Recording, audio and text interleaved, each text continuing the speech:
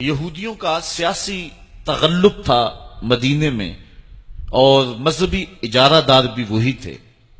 جب انہیں اپنی حکومت ڈولتی ہوئی نظر آئی تو انہوں نے عبداللہ ابن سلام جو کہ پڑھا لکھا شخص تھا اس کو تیار کیا کہ تم جاؤ اور جا کے اس نبی سے جو ادعائے نبوت رکھتا ہے اس سے گفتگو کرو۔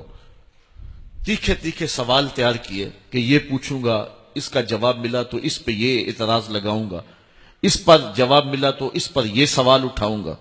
ایک روایت میں آتا ہے پورے 100 سوال خانہ ذہن میں ترتیب دیے اور اتنے سوالوں کی گٹھڑی باندھ کر حضور کی خدمت میں حاضر ہوئے، لیکن تقدیر مسکرا کے کچھ اور کہہ رہی تھی۔ سودا لینے کے لیے بازار گئے، ہاتھ اس کے بکے جس کے خریدار گئے۔ عبداللہ ابن سلام یہودیوں کا عالم پیچھے آ کے بیٹھ گیا۔ آقا کریم گفتگو فرماتے رہے۔ گفتگو کا عنوان کیا تھا؟ صلہ رحمی۔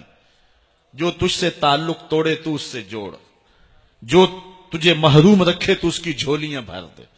ہم تو کہتے ہیں اگر کوئی ایک قدم پیچھے ہٹے گا ہم 10 ہٹیں گے، یہ تو ہمارا مزاج ہے، لیکن میرے رسول نے یہ نہیں کہا۔ کہا کوئی ایک قدم ہٹے نہ ہٹنے دینا اسے۔ میاں کہاں بھاگے گا، تجھے بھی جیت لیں گے ایک دن محبت کے زور پہ۔ تو عبداللہ ابن سلام یہ گفتگو سنتا رہا۔ آیا تھا سوال نامہ لے کر کے، ایک بھاری گٹھڑی سوالوں کی سر پہ باندھی ہوئی تھی۔ حضور علیہ السلام نے گفتگو کی تکمیل کی، پھر کہا عبداللہ ابن سلام آؤ کدھر آئے ہو؟ اب آیا تو مناظرہ کرنے تھا، لیکن گٹھڑی کھل گئی، سارے سوال تتلیوں کی طرح اڑ گئے۔ رومی کا لہجہ دیکھیے، اے لقائے تو جواب ہر سوال، حل شود ہر مشکلت بے کیلو کال۔ تیری ملاقات ہی تو سارے سوالوں کا جواب ہے۔ اور اقبال کہتا ہے یک نظر کر دی و آداب فنا آموختی، واں خنک روزے کے خاش آ کے مرا وا سوختی۔ نظر کی جولانیاں نہ پوچھو، نظر حقیقت میں وہ نظر ہے، اٹھے تو بجلی پناہ مانگے، گرے تو خانہ خراب کر دے۔ کہا کہ حضور میں غلام بننے آیا تھا مناظرہ کرنے کے لیے۔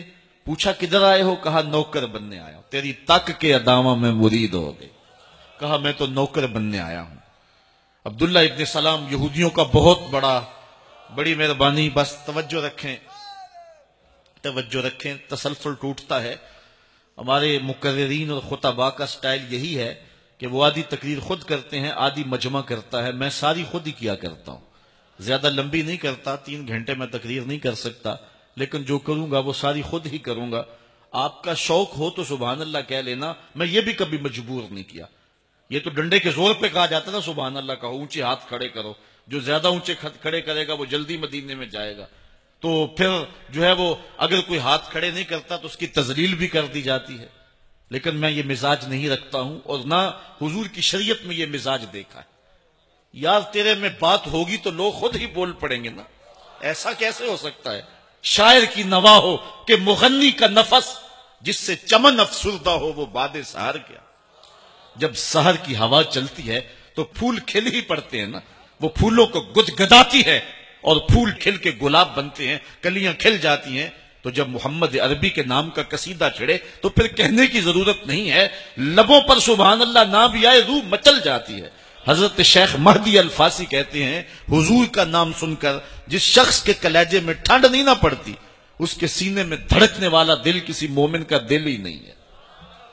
یہ پتہ نہیں کہاں سے فکر بن گئی کہ حضور کا نام لینا ہے، اس کے لیے بھی دلیل لاؤ، محفل نعت کے لیے بھی دلیل لاؤ، میلاد رسول کے لیے دلیل لاؤ۔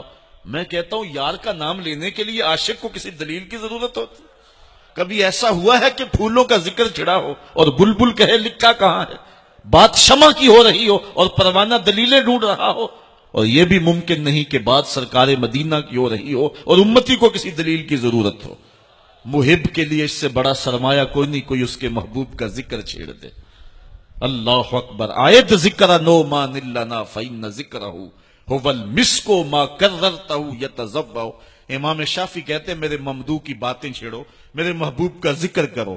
میرے ممدوح کا تذکرہ ایسی کستوری ہے جب تم چھیڑو گے خوشبو پھیلتی چلی جائے گی۔ اندر بوٹی مشک مچایا اتے جان پھلڑتے آئی ہو۔